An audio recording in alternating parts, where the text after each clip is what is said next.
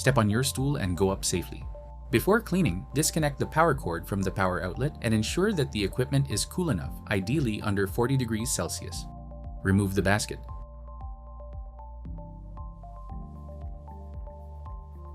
Remove the bottom cover.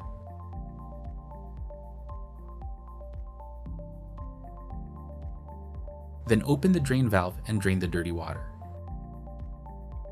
After that, close the valve. Use a hand pump to facilitate movement of any solidified residue through the drainage hose. Open the drain valve.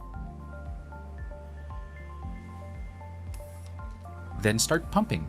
This is how it looks on the inside. After that, close the drain valve.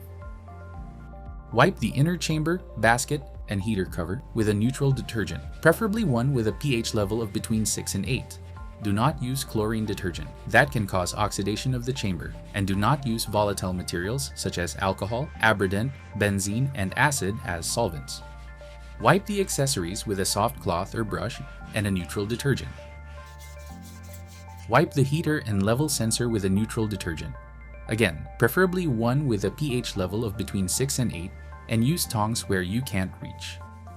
Be cautious not to damage the temperature sensor or scratch the surface while cleaning the inner chamber. Pour the water to rinse the inner chamber.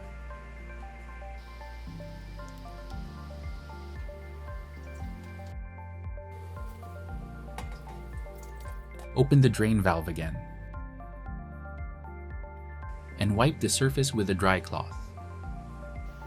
Relocate the heater cover and basket and fill it with water after finishing the procedure. Make sure to close the drain valve after you've finished cleaning.